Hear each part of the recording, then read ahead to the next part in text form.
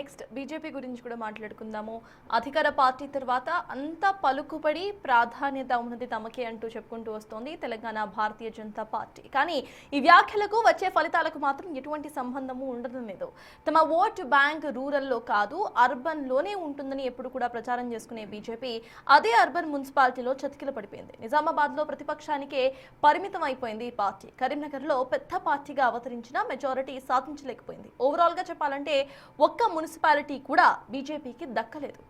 అసలు బీజేపీకి పరిస్థితి వచ్చింది? ఎమ్మెల్యేలు ఎంపీలు ఉన్న చోటు కూడా ఎందుకు గెలవలేకపోతోంది ఈ పార్టీ అనే దాని గురించి డిస్కస్ చేద్దాం.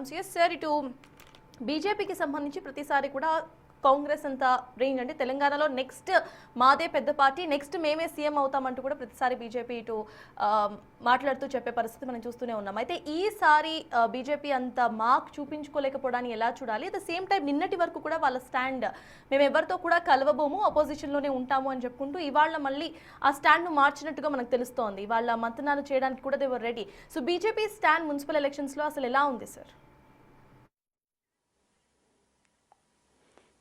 అంటే బీజేపీ ఇప్పుడే కాదు, మీకు గుర్తుండే ఉంటుంది, కేసీఆర్ ముఖ్యమంత్రిగా ఉన్నప్పుడు కూడా అసలు కాంగ్రెస్ ఎక్కడుంది, మేమే ప్రధాన ప్రతిపక్షం అంటూ మాట్లాడారు, మీకు గుర్తున్నట్టే.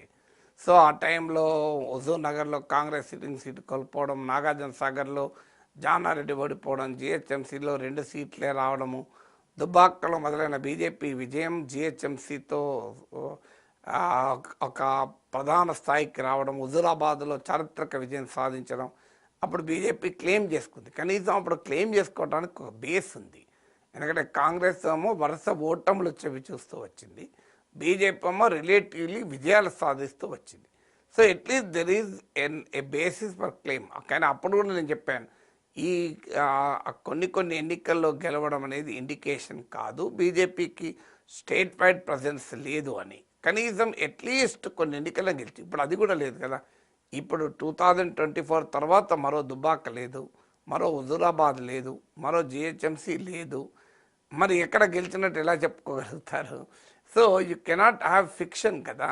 ఇప్పుడు మీకు మేమే సెకండ్ ప్లేస్, మేమే అపోజిషన్ అనటానికి ఏంటి ప్రాతిపదిక? అఫ్కోర్స్ లోక్సభ ఎన్నికల్ని ఒక ప్రాతిపదికగా తీసుకొని మాకు 35% ఓటింగ్ వచ్చింది, బీఆర్ఎస్కు 17% వచ్చింది అని.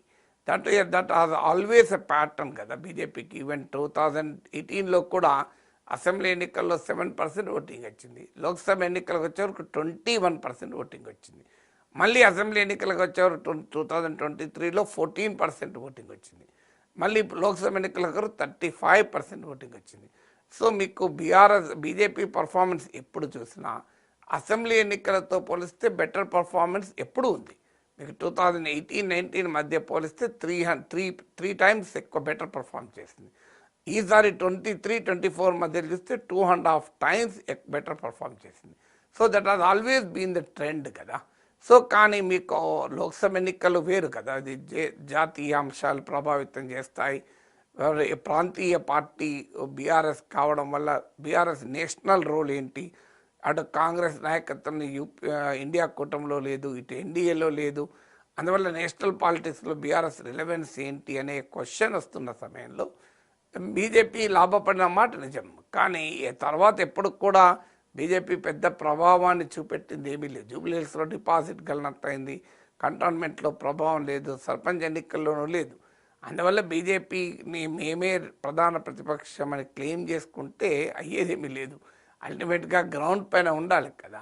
సో గ్రౌండ్ పైన లేకుండా మాట్లాడితే ఏమొస్తుంది? ఇలాగే మాట్లాడి మునుగోడు ఉప ఎన్నికలు కోరి తెచ్చుకున్నారు. సో అమిత్ షా మనం గెలుస్తామని నమ్మకం ఇచ్చి కేంద్ర నాయకత్వం ఎంబడిపడి రాజగోపాల్ రెడ్డితో రిజైన్ చేయించింది. నాకున్న సమాచారం ప్రకారం Rajagopal Reddy was not keen, ఎన్నిక మనం గెలవడం కష్టం, రాజీనామా చేయొద్దు అంటే కేంద్ర బీజేపీ వినకుండా రాజీనామా చేయించి సాక్షాత్ అమిత్ షా వచ్చి ప్రచారం అయినా కూడా ఓడిపోయారు కదా. సో అందువల్ల మీకు లేనిది ఉన్నట్టుగా ఊహించుకుంటే లాభం లేదు. సో ఉందా లేదా అనేది స్పష్టత ఉండాలి కదా. బీజేపీకి తెలంగాణలో ఆ వాతావరణం లేదు. ఎందుకు లేదు అంటే బీజేపీకి స్థానికంగా నాయకత్వం లేదు. ఇప్పుడు చాలా చోట్ల అభ్యర్థులు ఇతర పార్టీల నుంచి అరువు తెచ్చుకున్న వాళ్ళని టికెట్లు ఇచ్చారు, నాయకత్వం లేదు, ఓ కెరిస్మాటిక్ లీడర్షిప్ లేదు, అందులో కుమ్ములాటలు. సో ఒకరికి పడదు. సో మోడీ ప్రభావంతో గెలిచిన వారు రేపు నిలబడాలి కదా. ఇప్పుడు ఎంపీలు కూడా మీకు బండి సంజయ్ అరవింద్ వరకు కొంత ప్రభావాన్ని చూపారు, మిగతా ఎంపీలు పెద్ద ప్రభావాన్ని కూడా చూపట్లేదు. మీరు అన్నట్లు ఎమ్మెల్యేలు గెలిచిన చోట కూడా చాలా చోట్ల ఓడిపోయారు. అందువల్ల మీకు పార్టీకి స్థానికంగా క్షేత్రస్థాయి నాయకత్వ కొరత ఉన్నప్పుడు ఈ పరిస్థితి వస్తాయి. ఎందుకంటే బీజేపీ తన సొంత బలం కాకుండా అరువు తెచ్చుకున్న బలం పైన ఆధారపడ్డారు. గతంలో మీకు గుర్తునే ఉంటుంది, 2023 అసెంబ్లీ ఎన్నికలకు ముందు ఈటల రాజేందర్ నాయకత్వంలో చేరికల కమిటీ వేశారు. దేశంలో బహుశా ఏ రాజకీయ పార్టీ కూడా వేరే పార్టీ నుంచి ఫిరాయింపులను ప్రోత్సహించడానికి ఒక కమిటీ వేసి ఓ బాధ్యని పెట్టే చరిత్ర ఎక్కడ ఉండదు. చేరికల కమిటీ అనే ఒక కమిటీని పెట్టి అయినా కూడా ఎవరు చేరలేదు. ఆ రోజుల్లో ఈటల రాజేందర్ స్టేట్మెంట్ మీకు గుర్తుండే ఉంటుందండి, నేను పొంగులేటి శ్రీనివాసరెడ్డి, జూపల్లి కృష్ణారావు వీళ్ళు పోతే అసలు నన్నే అటువైపు రమ్మంటాను కానీ వాళ్ళు వచ్చేటట్లేరు అని స్టేట్మెంట్ ఇచ్చాడు.